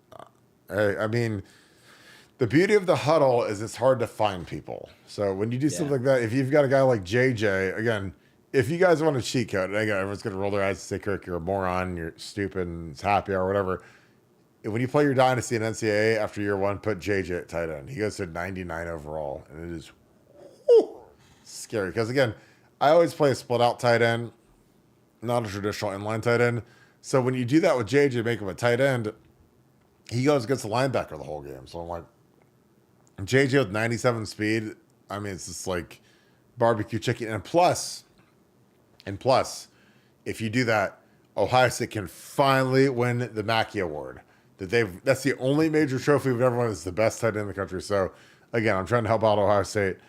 All right, I am scrolling. I don't think, oh my God, Sean, I can't, I'll prank Yoder. He's usually answered, but Yoder's my boy. I texted him a couple days ago. Some idiot on Twitter said that they were working for the Scoop, which they obviously aren't. But I will do that for you, Sean. I'll get Yoder on here. I love Yoder. He's a good dude. He's the only good Michigan person on this earth. So it is what it is. Oh, I got my boy Drame in here. Let me get my boy Joe Drame. Where you at, my dog? Joseph Drame, a.k.a. he's the younger, richer version of John Mayer playing for Dead & Company at the Sphere. That is Joe Drame. Joe, thank you for the 5. Will Howard was the highest. Michigan loses 4 games against the bowl ban. That's a good prediction. Your thoughts on that, Dev? Yeah, I like it. Will Howard's going to light stuff up this year. Well. All right, Devin. Anything else you'd like to say? Anyone else you'd like to plug? Ohio Boys, the Ohio podcast. Go follow him. Go follow Mello. Go follow The Crib. Again, Devin, you're excellent tonight. Very insightful. Thank you. First time there's ever been a live raccoon on YouTube, so we appreciate that. And again, the best part about the chat is there's a raccoon emoji, so it just got flooded with raccoon emojis. So it was absolutely fantastic. So, it was awesome. So you can go back and rewatch the chat. And you'll be sitting there just like, that's pretty funny. So you got your little logo. I appreciate my dog. Any final thoughts? We'll wrap the thing up. No, man, excited for this year. Appreciate you having me on. Appreciate the opportunity. Loved it, man. It's good stuff. 2024, 2025 Natty Lock, OH, baby. Let's get it. And I'm telling you, it's the first time we've ever gotten a super chat from somebody super chatting themselves. So that was pretty lit. So again, I don't know who that is. I thought that was absolutely hilarious. So shout out to your girlfriend or Cujo. Maybe Cujo like hit his paw on the button. You had the preloaded question. He smacked it and he's like, send it in, man. So, but I appreciate you, man. I love you. You're awesome. Yeah. You're a Scoop family till the wheels fall off. But you crushed it tonight. I can't wait to have you back on. So I will. Thanks, I will see you, brother. All right. You have a nice night. Yep. Let's wrap this thing up. Thank you so much, Scoop family. I hope you guys have a great Friday night. Again, shout out to Devin. He did a great job filling in for Nevada. Nevada's back tomorrow. Traveling tonight. But if you guys enjoy this content, please leave us a like, click subscribe. Also click that little alert bell. Again, what a great night. What a fun night. Scoop Ultra night. Great questions from the Super Chats as well as our Scoop Ultra members. So thank you. And again, we are not Michigan fans. We never will be. We're not Michigan apologists. So we wish them nothing but the worst. If you guys enjoy this, again, shout out where you guys are watching from. Shout out who you guys are watching with. A huge thing that you can do to help us is follow us on Apple Podcasts, follow us on Spotify, leave us a 5-star review. Again, it's been an absolute incredible run that we've been on. So thanks to you guys. So thank you so much, Buckeye Nation, and thank you, Scoop family. Again, this is a huge show because you guys made it one, and we only do it for you guys. I hope you guys have a great Friday night. We'll see you guys tomorrow night at 7 p.m. Have a great night. Go Bucks.